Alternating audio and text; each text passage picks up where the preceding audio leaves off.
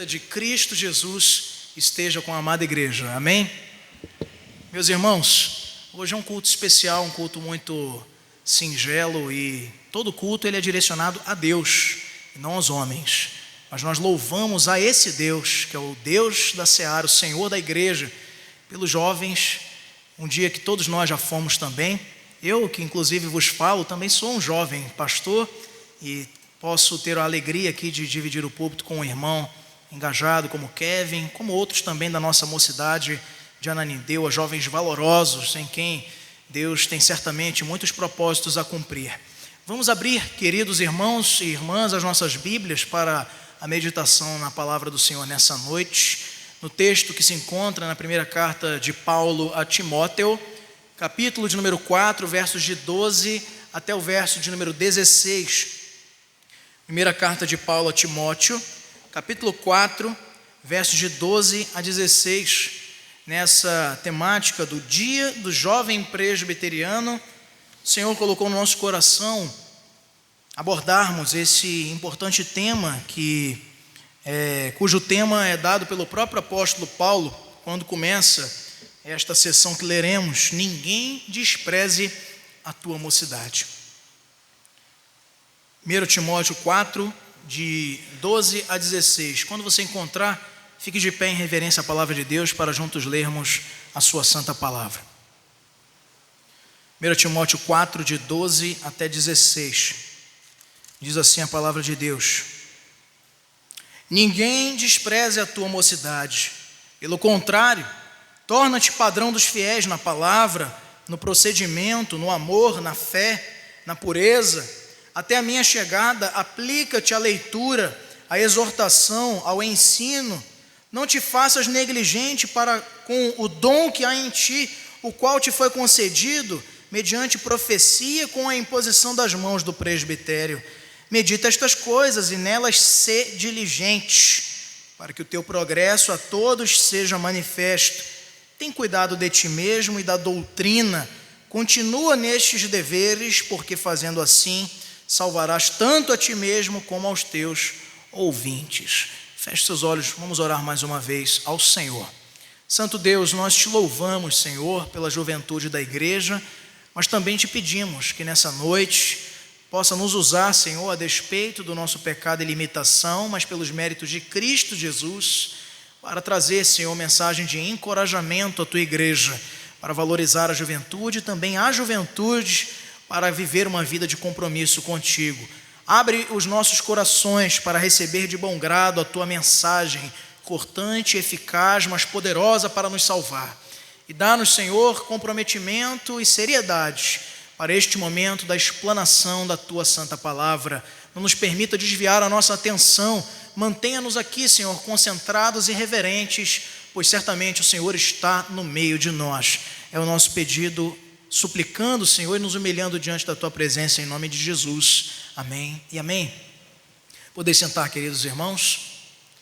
Ninguém despreze a tua mocidade. Um tema muito apropriado para tratarmos sobre o dia do jovem presbiteriano, terceiro domingo de maio, que é hoje.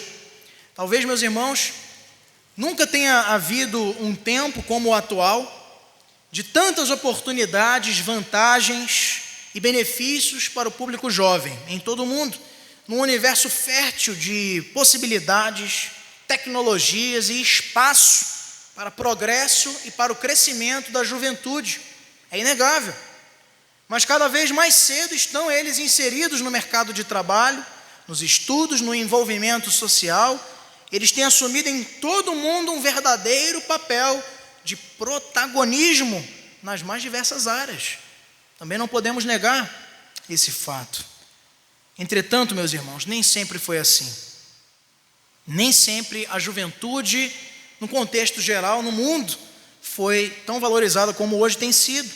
De certa forma, no passado, houve reconhecido desprezo aos de menor vivência, até mesmo desprezo aos potenciais da juventude, como no tempo em que Paulo dirigiu a carta ao seu amado e jovem filho na fé, Timóteo, que foi o jovem pastor deixado por ele para cuidar do rebanho da igreja na cidade grega de Éfeso. De acordo com Craig Keener, no seu comentário histórico-cultural da Bíblia, ele diz que ainda que o vigor da juventude fosse valorizado, a força, a energia dos jovens, sempre isso foi uma realidade no mundo, mas muitos naquele tempo julgavam a juventude como o período de maiores irresponsabilidades, de violências, de descontrole sexual, de ímpetos.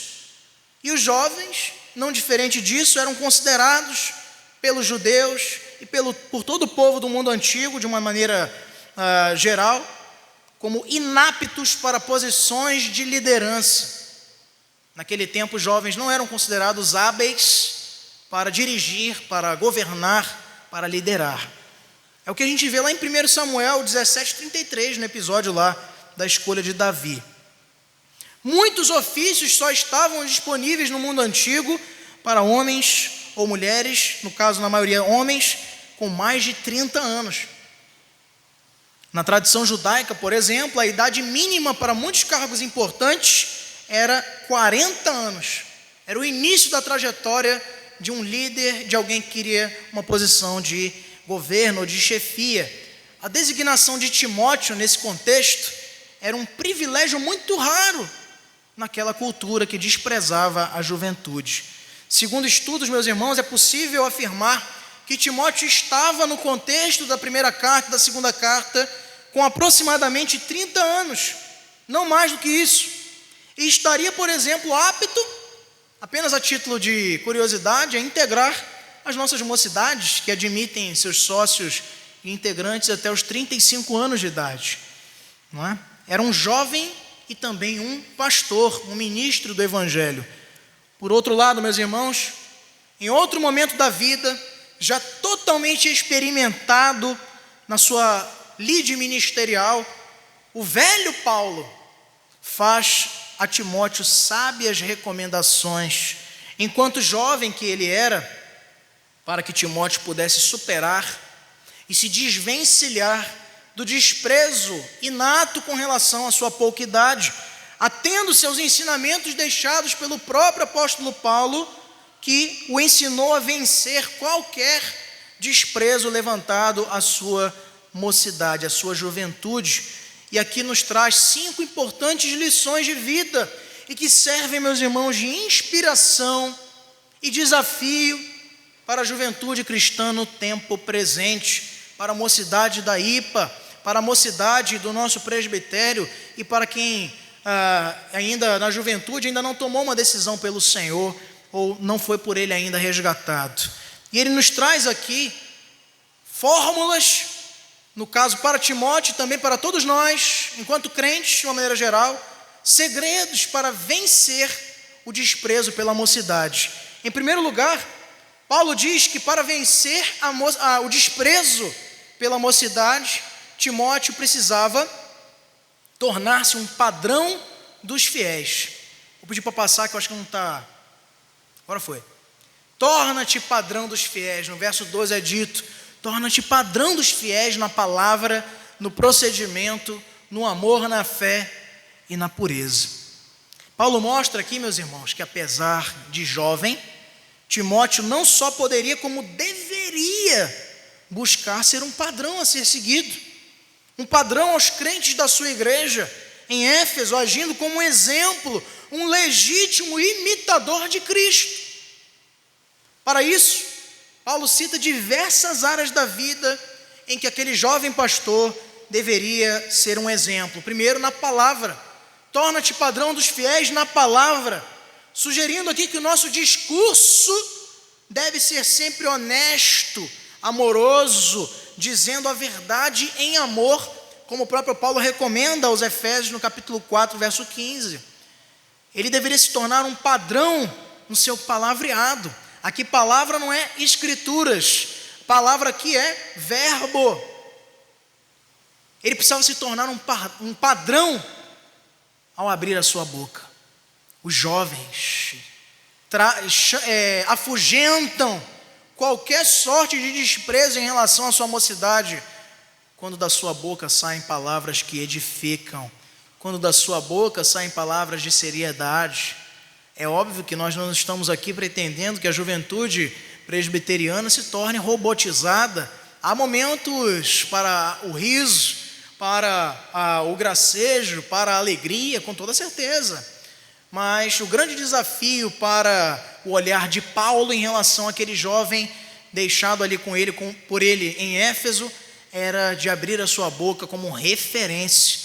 Todo jovem que entregou um dia a sua vida para Jesus Cristo e que tem a sua vida como um alvo da graça do Senhor, precisa ter em mente a responsabilidade de ser um padrão ao abrir a sua boca para falar nada que seja torpe, mas pensando que seu linguajar, o seu vocabulário, os seus conselhos, as suas colocações sempre precisam necessariamente apontar para Cristo, que o resgatou, que o salvou, que mudou a sua sorte.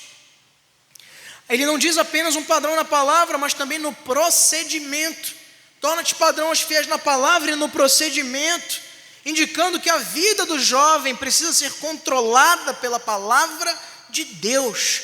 Não podemos ser, diz aqui Paulo no seu contexto, escrevendo a Timóteo, como hipócritas, como aqueles denunciados por Paulo quando descreve os hipócritas da ilha de Creta, na carta a Tito, no capítulo 1, verso 16, quando diz: no tocante a Deus eles professam conhecê-lo, entretanto o negam pelas suas obras. De nada vai adiantar, meus irmãos, a juventude presbiteriana ser dotada de todo conhecimento, se no seu proceder ela não é um padrão, ela não é um exemplo, ela não é referência. E com isso eu não estou a dizer que você não vai mais errar, vai, mas de maneira imediata se sente constrangido ao arrependimento, para uma vida limpa diante do teu Senhor. Padrão na palavra, torna-te padrão no procedimento, torna-te padrão no amor. Aponta isso para a motivação, o significado máximo da vida de um jovem. Não podemos obedecer a Deus a fim, meus irmãos, crentes velhos e jovens também, isso vale para todos, a fim de receber os aplausos dos homens, como recrimina Jesus no Sermão do Monte em Mateus 6, verso 1 e seguinte. Precisamos obedecer a sua palavra por amor, porque nós ansiamos, porque entendemos que a sua lei nos traz vida. Ela é mais doce do que o mel e o destilar dos favos, mais preciosa do que o ouro refinado, depurado. O jovem se torna um padrão da igreja, se torna uma referência, um testemunho vivo, um baluarte de Cristo, quando a sua vida é um padrão no procedimento e no amor. Porque se for um padrão na palavra, um padrão no procedimento e não for no amor, correrá um altíssimo risco de agir com hipocrisia e insensibilidade. Eu tenho visto com muito lamento jovens cristãos aprendendo tanto da teologia reformada, lendo livros, e quando vem para aplicar o perdão, para exercer reconciliação, para ministrar restauração na vida das pessoas, tudo que sai da sua boca não pode ser associado em nada com o amor, com a misericórdia, mas mais é um julgador do que um resgatador, um canal de salvação. O jovem afasta qualquer desprezo pela sua mocidade, quando ele é um padrão no amor que pratica a Deus sobre todas as coisas e ao próximo como a nós mesmos. Torna-te um padrão na fé, diz aqui Paulo a ele, significa andar confiante, meus irmãos, no Senhor, sendo fiel a Ele, mesmo quando tudo estiver dando errado. A fé e o amor, que eu acabei de citar, eles costumam andar juntos nas palavras de Paulo, como ele diz lá em 1 Timóteo 1,14, 2,15, 6,11, também em 2 Timóteo 1,13 e 2,22. Sabe por quê? Porque a fé sempre conduz à fidelidade, e esta nos conclama a viver o verdadeiro amor, que é Deus. O verdadeiro amor, meus irmãos, como nós vemos na palavra, não é um sentimento. Isso é muito curioso, porque quando nós começamos na fé, temos essa dificuldade.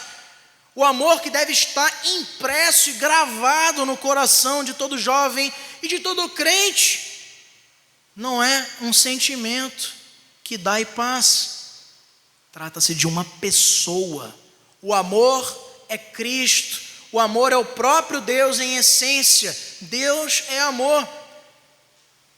E o exercício desse amor nos leva a crer, a fé, a nos tornarmos padrão na fé que professamos com amor ao nosso Deus. E diz ainda: torna-te padrão na pureza. Trata-se, meus irmãos, de algo muito importante neste mundo perverso e imoral que vivemos. Mas essa não é uma característica peculiar dos dias atuais. Em Éfeso, aquela cidade era considerada, nos tempos de Paulo, um grande centro de impureza sexual, templos de adoração pagã com prostituições cultuais, em ato, segundo eles, de culto aos deuses do panteão grego. E o jovem Timóteo, com toda certeza, naquela igreja, naquele centro rodeado de imoralidades, de convites tentadores, lidava diariamente com muitas tentações. Há muitas especulações sobre a questão da condição civil ou matrimonial de Timóteo, mas pela sua idade e por Paulo nunca ter mencionado que tinha ele uma esposa, possivelmente era um jovem solteiro. Olha só, o maior desafio ainda diante dele, sendo um pastor, um jovem e solteiro, numa cidade cheia de imoralidade e impureza. O seu relacionamento com as mulheres, diz Paulo a ele, deveria ser puro, como está lá em 1 Timóteo 5, verso de número 2, as mulheres idosas como as mães você vai tratar, as moças como irmãs com toda pureza, tratando-as com toda dignidade no Senhor, de modo a conservar o quê? A pureza da sua mente, do coração e do seu corpo. Quer vencer o desprezo pela mocidade? Torna-te um padrão. Torna-te padrão na palavra, no procedimento, no amor, na fé, na pureza. Deveria Timóteo, meus irmãos, como devem todos os jovens, seguir a sua jornada ao lado de Jesus, olhando para o que Ele é. Não olhando e vislumbrando apenas destacarem-se pelos seus próprios méritos, pois esse será um caminho de todo fracassado e mal sucedido. Cristo é a perfeição, é Ele que é o nosso parâmetro e bússola da mente, do coração e do corpo. Ele é a essência de todo padrão do caráter de um verdadeiro cristão. Paulo quer mostrar a Timóteo que o seu alvo na caminhada não deve ser a sua inexperiência, a sua pouca idade. Ele diz: ninguém despreza a tua mocidade, porque os padrões de caráter que estarão revelados em quem você é, não são quem você é, mas quem Cristo é em ti. Tampouco o pensamento de desprezo que pudesse haver dos membros da sua igreja não poderiam de forma alguma buscar olhar para ele, mas como alvo e objetivo de vida alcançar os padrões do seu Senhor e Salvador. Ele foi a demonstração de padrão da palavra, de padrão do procedimento, de padrão do amor, da fé e da pureza. Isso também nos ensina, meus irmãos, que não há nenhuma qualificação propriamente nossa que sirva de padrão para as demais pessoas. Entretanto, o nosso padrão deve estar totalmente cercado das qualificações do nosso Mestre, padrões de excelência no caráter que nos são concedidos pelo próprio Cristo. Para vencer o desprezo pela tua mocidade, jovem presbiteriano, torna-te padrão. Mas ainda, aplica-te a leitura, exortação e ensino. Verso de número 13. Nós vemos aí: até a minha chegada, aplica-te à leitura, à exortação e ao ensino. A chave para essa sessão, meus irmãos, é quando ele diz aí no verso 15, para que o teu progresso a todos seja manifesto. Progresso aqui na linguagem militar do grego significa avanço na frente. Isso é progresso, progredir, avançar na frente de todos. Descreve isso aqui os soldados que numa guerra iam adiante das tropas, removendo os obstáculos do caminho, preparando para quem vinha atrás, para que encontrasse um caminho desimpedido.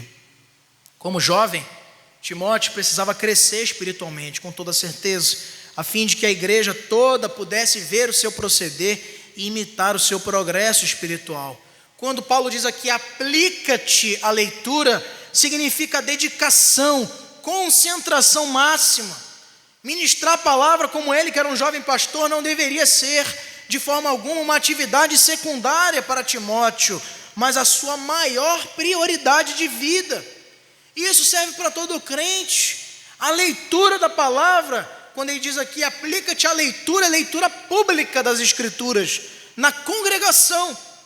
É decepcionante, meus irmãos, observarmos como muitas igrejas colocaram de lado a leitura da palavra de Deus nos seus cultos.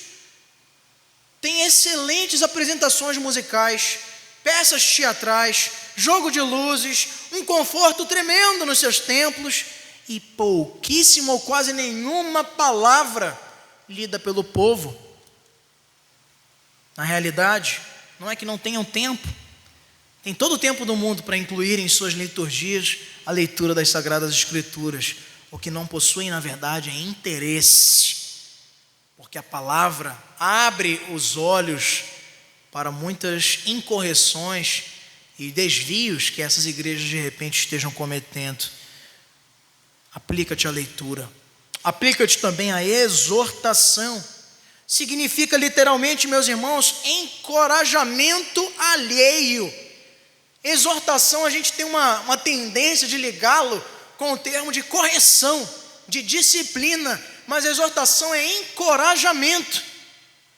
E sugere a aplicação dessa palavra que antes foi lida para agora ser aplicada na vida das pessoas. Enquanto jovem, mesmo com pouca vivência, Paulo diz para ele, você vai afugentar qualquer tipo de desprezo a respeito da tua juventude quando você se aplicar à leitura, ao encorajamento dos crentes na sua igreja. Ele não deveria apenas ler a palavra, mas também explicá-la e aplicá-la. E diz, aplica-te à leitura, à exortação e ao ensino, que é o mesmo que doutrinação. É uma das ênfases mais importantes das epístolas pastorais, que são 3, a primeira e a segunda carta a Timóteo e a carta a Tito. As 3 epístolas pastorais de Paulo. E há nessas 3 epístolas 22 referências à palavra ensino, ou a palavra doutrina, palavra que arrepia algumas pessoas quando ouvem. Nesses 13 capítulos da primeira e segunda carta de Timóteo e Tito, Paulo deixa claro, meus irmãos, jovens da IPA, jovens que nos visitam, que na condição de jovem, o caminho para vencer o descrédito e o desprezo pela juventude na igreja passa primordialmente pela dedicação que tem com a palavra de Deus. Ao ler a palavra, a exortar os seus irmãos na palavra e a ensinar com fidelidade a doutrina que aprendem e que provém desta palavra. É coisa rica, é coisa nobre, que enche o coração nosso de emoção e de alegria quando vemos os jovens da igreja exortando-se na palavra de Deus. Hoje, meus irmãos, tem sido cada vez mais desafiador nos atermos ao que esta palavra nos ensina. Temos nos sentido, todos nós, muitas vezes atraídos e tentados a desprezar os ensinamentos que aqui estão contidos, para aprendermos com o YouTube, para aprendermos com as plataformas digitais, com pessoas muito mal intencionadas, outras escusando-se de ensinar devidamente a lei do Senhor e produzindo crentes já com ampla jornada na fé, mas ainda meninos, sendo levados para lá e para cá, como o vento leva a folha, não firmando-se com raízes, porque meu irmão e minha irmã, jovem desta igreja, que de repente esteja com uma falsa impressão sobre a palavra de Deus e sobre a doutrina, entenda em nome de Jesus, o que segura a árvore no chão são raízes, e essas raízes são produzidas na igreja do Senhor através da doutrina, através do ensino. Não é eu chegando aqui no púlpito desta igreja e ensinando umas coisas bonitas, falando umas coisas agradáveis, contando umas histórias da minha vida, e isso não vai te levar para o céu, e isso não vai fundamentar a tua fé quando você for atacado, quando você for perseguido, quando a tua fé for questionada. O que vai te livrar destes momentos, o que vai te fazer forte para defender a sua fé no mundo, é a doutrina da palavra de Deus. Não é a doutrina da igreja presbiteriana, não é a doutrina do pastor Gabriel, não é a doutrina do conselho, não é a doutrina de homens, mas é a doutrina do Santo Cristo, Filho de Deus. Ela te traz tronco firme, alicerçado, e que não te deixa ser levado pelos ventos de doutrina. Pode soprar o vento mais forte, se o teu coração estiver cheio da doutrina da palavra, você não cai.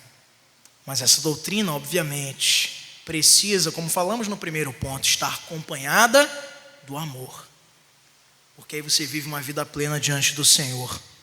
É fascinante, meus irmãos, como crentes tão jovens conseguem conquistar o respeito de toda uma igreja pela maneira como se comportam diante da palavra e, sobretudo, pela impressão de sua conduta sendo pautada e governada pela palavra de Deus. Quer afugentar o desprezo pela mocidade? Jovens presbiterianos, apliquem-se à leitura, apliquem-se à exortação, encorajamento, apliquem-se ao ensino, nos grupos, nas conversas. Encontrem um jeito de colocar nas suas conversas a palavra do Senhor, torne ela atraente aos que estão ao seu redor, fale com paixão pelo Cristo que te salvou e pela palavra que revela-nos a nossa fé. Em terceiro lugar, meus irmãos, ele nos diz ainda que para afugentar o desprezo pela mocidade, o jovem precisa não se fazer negligente para o dom que recebe do Senhor. O verso 14 nos diz: não te faças negligente para com o dom que há em ti, o qual foi concedido mediante profecia, com a imposição das mãos do presbitério. É óbvio, meus irmãos, que aqui Paulo está se referindo, no contexto da carta a Timóteo, ao chamamento dele ao sagrado ministério, aquele jovem ministro da palavra, que foi chamado pelo Senhor para o pastoreio da sua igreja. Mas não apenas nos diz sobre chamado pastoral, essa negligência com dons, diz-nos muito Paulo aqui nesse texto, sobre o dever de não desprezarmos os dons que o Espírito Santo concede aos seus filhos para o serviço da sua obra. Nos últimos anos, muita coisa tem sido falada sobre dons espirituais, que a gente quase esquece muitas vezes de lembrarmos das graças do fruto do Espírito, como está lá em Gálatas 5, 22 e 23, paz, alegria, fé, benignidade, longanimidade, domínio próprio, e outras mais. Tem gente que só quer saber de coisas sobrenaturais, quer ressuscitar os mortos, curar os enfermos, expulsar espíritos malignos, mas não quer viver uma vida sóbria, de santidade, de compromisso. O termo dom aqui que Paulo aplica no verso de número 14, no grego é carisma. Essa palavra que no português já significa outra coisa, não é verdade? Significa na realidade uma dádiva graciosa de Deus, um presente. Carisma. O mundo usa a palavra carisma, já no aportuguesamento desse termo, para descrever uma pessoa que tem uma personalidade atrativa, atraente, uma aparência imponente, o carismático. Mas é certo, meus irmãos, que todo cristão tem o dom do Espírito, que é a salvação, como está lá em Romanos 8:9, que é concedido por Deus a nós no ato da nossa conversão. E pelo menos um dos dons do Espírito Santo, que são vários, estão presentes em alguns dos seus filhos, nos jovens e nos mais velhos também. Todavia, quando Deus chama um cristão com um chamado especial, como fez aqui com Timóteo, Ele pode eventualmente, com frequência Ele faz assim, conceder um dom específico para essa tarefa. Quando Timóteo foi ordenado pelos presbíteros, como diz aqui o texto no verso 14, estes lhe impuseram as mãos, recebeu então ele um dom de Deus para a capacitação que necessitaria para o ministério da palavra. Mas por algum motivo, Timóteo em algum momento tinha deixado de cultivar esse dom tão necessário do ministério para o seu progresso e para o cumprimento do seu chamado. Mas como assim, pastor? Na verdade, Paulo admoestou ele na segunda carta, lá em 2 Timóteo 1, verso 6, dizendo: reaviva o dom de Deus que há em ti pela imposição das minhas mãos. Porque seguramente em algum momento dessa trajetória, quem sabe por esse desprezo pela sua mocidade, ou perseguições de grupos da igreja em Éfeso, que tinha problemas também, como todas as igrejas tinham e têm, ele tenha desfalecido, tenha diminuído a sua coragem, tenha se sentido abatido em algum momento, motivando Paulo a exortá-lo 2 vezes: não se faça negligente com o dom que há em ti. É um grande estímulo, meus irmãos, saber que Deus não apenas nos chama, mas também nos capacita para a sua obra, nos dando dons. Nós não temos em nós mesmos coisa alguma para ofertar de útil para Ele, não temos. E o ministério que nós vamos cumprir diante dEle vem inteiramente dEle. São os dons que Ele nos dá, é a capacitação que Ele nos concede, com a graça que é dEle, para que sejamos férteis, árvores que dão frutos na sua obra, na sua igreja. Nós não devemos, porém, ser passivos, porque Deus nos dá tudo, e pensar: então eu vou ficar só esperando, vou ficar aqui estacionado na vida cristã. Não, nós temos o dever e a responsabilidade, meus irmãos, de cultivar os dons que Deus tem nos concedido, usando-os e desenvolvendo-os no ministério da igreja local e onde quer que Deus nos coloque. Não foi porque Deus um dia me chamou para o ministério da palavra que eu ia ficar aqui na igreja todo esse tempo esperando: Senhor, Tu vai me dar miraculosamente todo o conhecimento, toda a teologia, eu não preciso ir no seminário, não preciso estudar, não preciso fazer trabalho, não preciso fazer atividade, não preciso fazer nada. O Senhor vai me dar no estalar de dedos e recebe todos os dons. Não é assim que funciona. Se eu fosse passar 4 anos lá enrolando, Deus não ia permitir que uma irresponsabilidade, uma negligência fosse premiada com os dons que Ele tem para nos conceder. Contudo, é também certo que eu poderia passar 20 anos lá no seminário estudando, e sem os dons do Senhor, nada disso ia frutificar, ia ser efetivo na sua obra. Não devemos, meus irmãos, negligenciar os dons. Será fatalmente desprezada a mocidade do jovem que, tendo recebido dons para servir na casa do Senhor, esconde-se atrás de desculpas esfarrapadas e nega-se a cultivar com gratidão os dons que Deus tem lhe concedido para honrar e glorificar seu nome. Muitas vezes jovens com preciosos dons poderiam ser firmes, colaborar de maneira altiva, maravilhosa na igreja do Senhor, e têm se escondido, nunca tem tempo, sempre tem outras prioridades. Não é essa juventude que não é desprezada, essa sim é desprezada, essa sim é maldita, essa sim é criticada.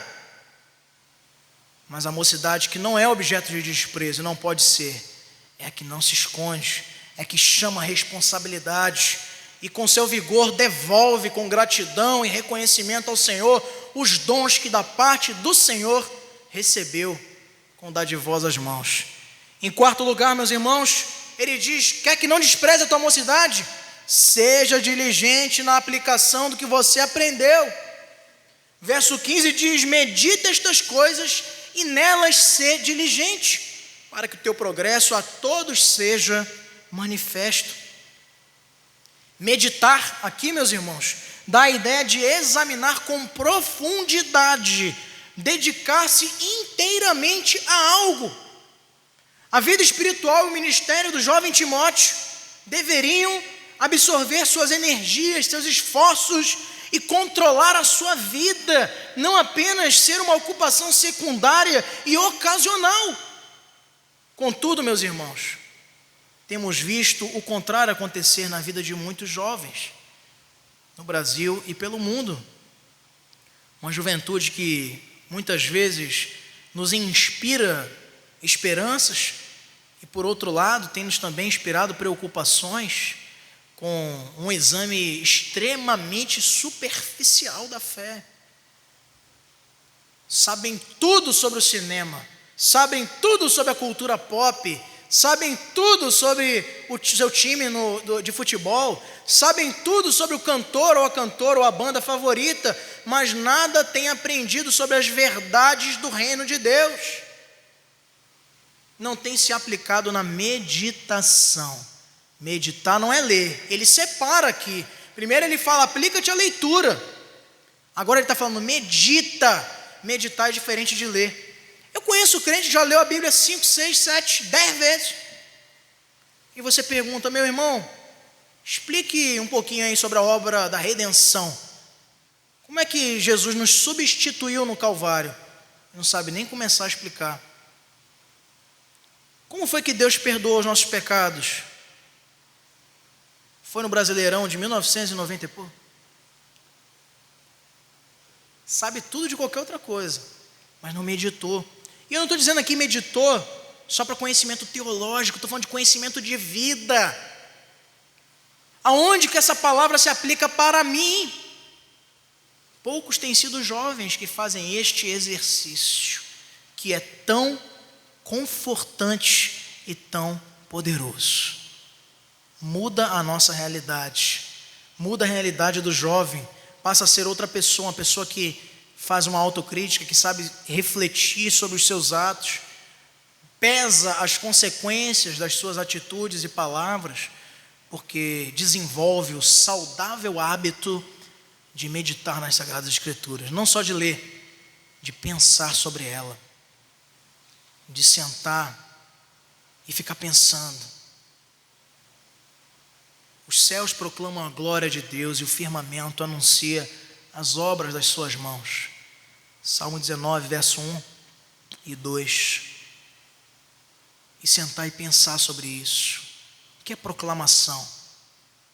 Porque o céu proclama a glória de Deus. E começa a pensar e lembra-se de paisagens já vistas, hoje talvez até olhando para uma, e medita nisso e pensa na revelação do Senhor, no seu amor, na sua bondade, na sua misericórdia, e sai dali com aprendizado eficaz, verdadeiro, sendo diligente em meditar. Contudo, meus irmãos, o meditar apenas não nos conduz em crescimento na vida espiritual, não. Exige de nós, após essa reflexão, a aplicação diligente daquilo que o Senhor tem nos ensinado, como Paulo recomenda aqui. Ele não diz seja diligente na meditação, ele diz medita nisto, mas seja diligente na aplicação, em cumprir o que você tem aprendido. Exige de nós a meditação uma imediata postura de rendição, de obediência ao que temos aprendido. Jesus chama bem-aventurados ou muito felizes aqueles que ouvem a palavra de Deus e a obedecem. Está lá em Lucas 11, 28. E ele também afirma no Sermão do Monte, Mateus 7, 24, que todo aquele que ouve estas palavras e as pratica será considerado um homem sábio, que construiu a sua casa sobre uma rocha. Paulo recomenda severamente a Timóteo, ao jovem Timóteo, que pense, que reflita, que medite nos seus ensinamentos e lições, mas principalmente, meus irmãos, que seja diligente em pôr em prática tudo que ele tem aprendido, como um verdadeiro desafio diário de vida e de vigilância, para experimentar uma juventude diferente, autêntica, digna de respeito e reconhecimento de todos ao seu redor e não de desprezo. Quando se vê um jovem que esmera-se na leitura, mas também na aplicação do aprendizado que da palavra tem recebido, na escola bíblica dominical, no culto de doutrina, nas reuniões de discipulado, nos encontros da mocidade, em outros encontros da igreja, na sua vida devocional diária, nós nos alegramos vendo uma juventude forte emergir para guiar a igreja do amanhã. Quando, quem sabe, reverendo Elcio, já com as cãs, não estará mais aqui. Outros irmãos já com avançada idade, e a gente pode se inspirar ou se preocupar com a juventude que tem essa responsabilidade diante de si. Temos acompanhado, meus irmãos, diversos jovens em nossas igrejas, todas elas com um enorme apego aos livros, à teologia, à reflexão pessoal, um forte pensamento crítico, coisa boa, diferente, engajamento intelectual. Nunca se viu tantos jovens na nossa sociedade, no mercado, com ensino superior, desenvolvendo, escrevendo, pensando, raciocinando. Maravilhoso! Mas pouquíssimos dentre esses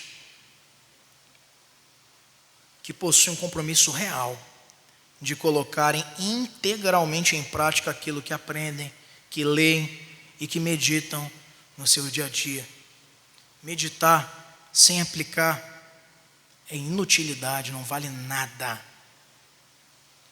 A aplicação, ela é casada com a meditação e precisa estar presente na vida diligente de um jovem que não deseja ser desprezado pela sua pouca idade. O jovem cristão, meus irmãos, temente ao Senhor, afasta completamente o desprezo da sua mocidade, da sua juventude, quando ele se empenha em viver e não apenas ler a palavra, praticando as doutrinas que nela ele aprende. E em quinto e último lugar, meus irmãos, quer vencer o desprezo da mocidade? Depois de feito tudo isso que ele já recomendou, tem cuidado de ti mesmo. Verso 16 diz assim: tem cuidado de ti mesmo e da doutrina, continua nestes deveres, porque fazendo assim, salvarás tanto a ti mesmo como aos teus ouvintes. Não é segredo para ninguém, meus irmãos, que uma das grandes e maiores problemáticas clínicas e sociais do atual século partem e começam nos problemas relacionados ao bem-estar e à saúde mental e emocional.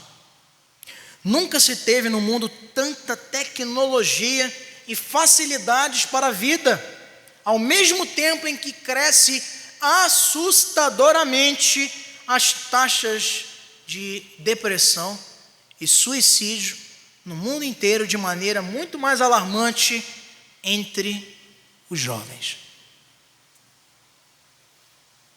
Por que tantos jovens desistindo de viver, lançando-se de prédios, enforcando-se? Pessoas com todo o vigor, um futuro pela frente, e que estão sofrendo, estão sendo oprimidas espiritualmente, emocionalmente, por não terem Cristo no seu coração. Segundo publicação da Fundação Oswaldo Cruz, em 20 de fevereiro de 2024, neste ano, a taxa de suicídio entre jovens cresceu 6% ao ano no Brasil entre 2011 e 2022. Já as taxas de notificações de autolesões, decorrentes também de problemas emocionais, na faixa etária de 10 anos até 24, aumentaram 29% a cada ano nesse mesmo período. O número foi maior ainda que na população em geral, entre os jovens, cuja taxa de suicídio teve crescimento de 3,7%. O dos jovens foi 29%. Várias são as razões, meus irmãos, que explicam tais dados, mas quase todas passam pela falta de autocuidado, especialmente com a mente e com as emoções. É preciso, meus irmãos, examinarmos o coração à luz da palavra de Deus. Observe que Paulo, ele fala primeiro para ele cuidar de si mesmo, antes da doutrina. Tem cuidado de ti mesmo depois da doutrina. Paulo já tinha dado essa mesma advertência aos presbíteros da igreja de Éfeso, na sua mensagem de despedida lá em Atos 20 e 28, dizendo: atendei por vós, cuidem de si. Um servo de Deus, meus irmãos, uma serva do Senhor, jovem ou não, pode se envolver, se ocupar tanto para ajudar os outros, para ajudar na obra, que pode se esquecer de cuidar de si mesmo, da sua vida espiritual. Warren Wiersbe, comentando esse texto, esse versículo especificamente, nos diz que Charles Finney, o grande evangelista norte-americano do século XIX, o precursor de Billy Graham, costumava pregar sobre esse texto, 1 Timóteo 4,16, dizendo, intitulando seu sermão: pregador, salva-te a ti mesmo. Edificar os salvos, ganhar os perdidos em Cristo, devem ser com toda certeza, meus irmãos, juventude de Ananindeua, deve ser com toda certeza o compromisso seu, meu e nosso, como Timóteo. Mas Deus precisa operar em nós, antes de operar por meio de nós. Lá em Filipenses 2,13, Paulo diz aos irmãos da igreja de Filipos: porque Deus é quem efetua em vós tanto querer como realizar segundo a sua boa vontade. Paulo sabia, meus irmãos, que facilmente, pela inexperiência daquele jovem Timóteo, na condição que estava, poderia envolver-se tão ardorosamente em cumprir aquelas primeiras determinações de se aplicar na palavra, de ser um padrão dos fiéis, de ser diligente com a aplicação dos seus ensinamentos, voltado a cativar como um exemplo vivo de Cristo os fiéis da sua igreja, esquecendo-se em algum momento de cuidar da sua própria vida e da sua própria saúde. O autocuidado, meus irmãos, não pode ser restrito aos livros de autoajuda, pois, como temos visto, trata-se de um tema altamente bíblico e que demanda especialmente da nossa juventude atenção, vigilância, para seguirem no Senhor com responsabilidade, lealdade, mas também pensando no seu próprio crescimento na fé, intimidade com o Senhor, descanso e relaxamento mental. Cumprir tudo que vimos até aqui, meus irmãos, não vai ser tão importante quanto esse último conselho de Paulo a Timóteo. Jovem, ore ao Senhor. Jovem, dedique tempo para chorar na presença do teu Pai. Jovem, entrega a tua fadiga, a tua angústia diante do Senhor. Se há algum jovem entre nós nessa noite que tem passado por essas agruras, opressões emocionais, desgaste, sentimento ruim que nos puxa para baixo, eu quero dizer para você, em nome de Jesus, que não há outro remédio que não Cristo. Faça acompanhamento, tome os medicamentos que precisar, mas principalmente tenha a tua mente cativa no Senhor das emoções, que é Cristo. É Ele que governa o nosso coração e que nos domina de uma tal forma que não deixará a sua obra ser iniciada em vão em nossas vidas. Não se deixe perder. Invista na tua saúde. Tenha cuidado. Eu fico muito feliz quando o jovem me manda: pastor, eu não vou no domingo, eu estou saindo com a família, vamos passear numa praia. Vá, meu irmão, seja um momento de bênção para você, para sua família. Ninguém quer aqui, gente, crentes mecânicos, que só vem cumprir ponto, está adoecendo. Mas tem que vir, porque tem que o pastor ver, tem que os irmãos. Cuida de ti mesmo. Tenha cuidado de você. Descansa. Separa tempo de qualidade para estar conversando com o Senhor. E certamente assim, você vai ter estrutura espiritual necessária para atender ao comando das 4 lições anteriores, sendo diligente, atendendo com exatidão a tudo que a palavra de Deus nos tem desafiado a ser e a viver. Conclusão, meus irmãos, diante de tantos desafios, pode passar, que a juventude cristã pode ter diante de si, nos estudos, no mercado de trabalho, nos relacionamentos, temos segurança em afirmar, meus irmãos, que os maiores destes desafios encontram-se, sem sombra de dúvida, ligados à vida que levam os jovens enquanto integrantes do reino de Deus. O iluminista Jean-Jacques Rousseau disse certa vez que na juventude se deve acumular o saber, na velhice fazer uso dela. Mas erra Rousseau em sua afirmação. Talvez com esses ideais frágeis de Rousseau, dos iluministas, muitos jovens dos tempos antigos também eram desprezados e desacreditados. A juventude não é para acumular saber, é para aplicar também.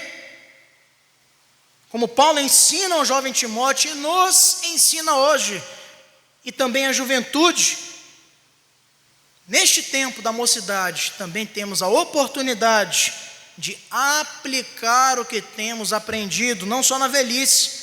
É esse verdadeiro aprendizado que é teoria, mas também é prática, que conduz o jovem crente verdadeiro a ser um padrão dos fiéis, a se aplicar na palavra de Deus, sem negligenciar os dons que recebe do Senhor, sendo diligente na obediência do que aprende e tendo cuidado da sua própria vida em todo momento. Jovens presbiterianos, ninguém despreze a tua mocidade. Amém? Vou pensar em não desprezar, vamos ver se esse amém melhora agora. Amém? Amém. Agora sim. Vamos ficar de pé, meus irmãos. Vamos orar ao Senhor. Em seguida, cantarmos um cântico, partindo já ao final do nosso culto de hoje e aplicando. O compromisso do crente é ser diferente, é colidir com o mundo, é testemunhar de maneira efetiva da sua fé na sociedade. Vamos orar e em seguida louvar o nome do nosso Deus.